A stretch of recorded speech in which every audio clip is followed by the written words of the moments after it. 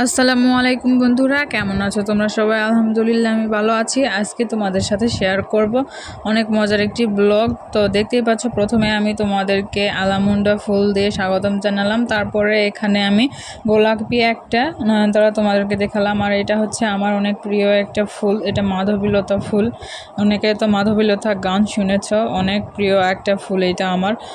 তো এই তো এরপরে এখানে পুর্তলিকা গাছ, এগুলোতে আমি পানি দিব। আর তোমরা দেখতেই থাকো, সবগুলো গাছে পানি দিতে হবে। আমাদের এখানে খুব একটা বৃষ্টি হয় না, যার জন্য গাছগুলো একদম প্রায় নষ্ট হতে চলেছে। তো প্রতিদিনই সকালে এবং বিকালে আমি পানি দিই। তারপরও বাহিরের পানি দেওয়া আর আল্লাহর তরফ থেকে পানি দেওয়া সম্পূর্ণটা একটা আলাদা বিষয়। তো যাই হোক, আমি পানি দিচ্ছি, তোমরা দেখতে থাকো।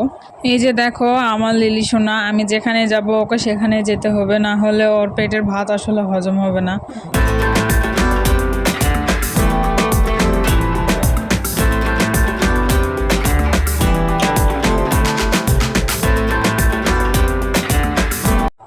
এই তো এবার আমি অন্য আরেকটা ছাদে গিয়ে এবার ফলের গাছগুলোতে পানি দিয়ে দিব। আর দেখতেই পাচ্ছ তোমরা, এটা আমার কিন্তু অনেক শখের একটা কমলা গাছ।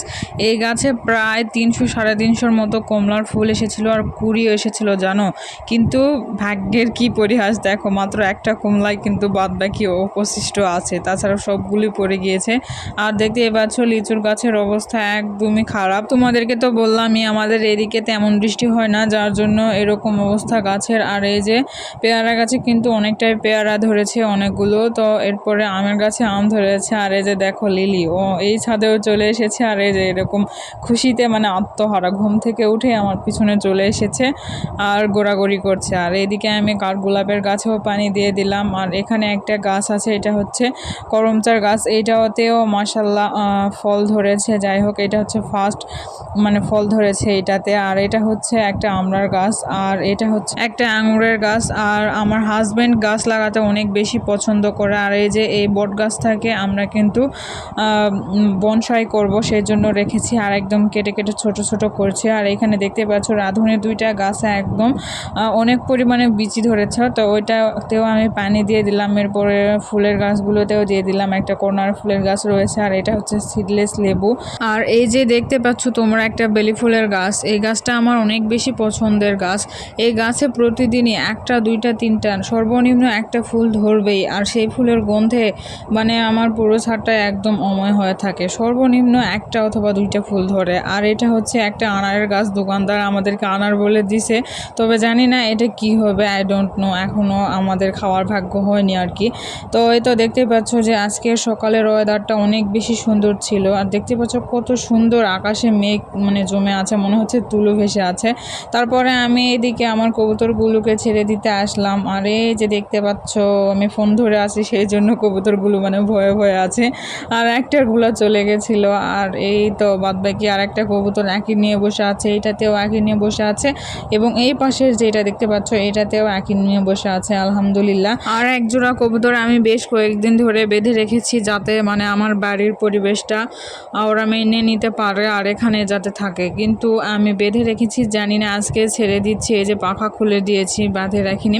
এই সাদা যে কবুতরটা দেখতে পাচ্ছ এটা আমাদের বাড়ির, আর কালোটা কিন্তু ওটাও আমাদের বাড়িরই, বাট বাড়িটা আসলে সে ভুলে গেছিলো, যার জন্য ওকে বাঁধে রাখছিলাম, বাট জানি না কী হবে। তারপরে এতে সকালে নাস্তা করলাম, 2টা রুটি আর ডিম ভাজি। আর এরপরে দুপুরে রান্নাবান্নার জন্য প্রস্তুতি চলছে। এখানে রসুন, কাঁচামরিচ, পেঁয়াজ, আদা নিয়েছি। এইটা এই লাউয়ের খোসা দিয়ে অনেক মজার একটি রেসিপি আজকে তৈরি করব। আর এইটা আমি ইউটিউব চ্যানেলে আপলোড করে দিব এই রেসিপিটা, তোমরা অবশ্যই দেখে নিবা। তারপরে এটাকে আমি এভাবে কেটে ধুয়ে নিয়েছি। আর এইখানে আজকে আরও একটা রেসিপি রান্না করা হবে, সেটা হচ্ছে গিয়ে গিমা ভাজি। এটা আমাদের স্বাস্থ্যের জন্য অনেক ভালো একটা খাবার। এটা আমরা গ্রামেই বেশি দেখে থাকি, অনেকে শহরেও পেয়ে থাকে, বাট সেটা কিনে খেতে হয়, আমাদেরকে কিনে খেতে হয় না। আর এই তো এখানে আলু কেটে নিয়েছি গেমা ভাজি দেওয়ার জন্য। আর এই তো এখানে কদুর যে খোসাটা ছিল ওইটা প্রায় রান্না শেষের দিকে রান্নাবান্না করা হচ্ছে, আমার শাশুড়ি কিন্তু রান্নাবান্না করে, আমি রান্নাবান্না করি না খুব একটা। উনি না থাকলে রান্না করি বা অসুস্থ থাকলে এরকম সময় আমি রান্না করি। আর এই তো এখানে গিমা ভাজি রান্না করা হচ্ছে।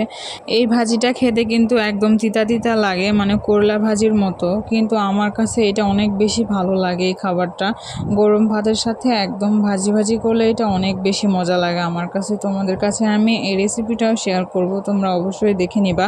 আর এই তো রান্না প্রায় শেষের দিকে গিমা ভাজিটা। আর এটা হচ্ছে গিয়ে ওই কুমড়ার যেই খোসা ছিল সেটা দিয়ে বানানো হয়েছে।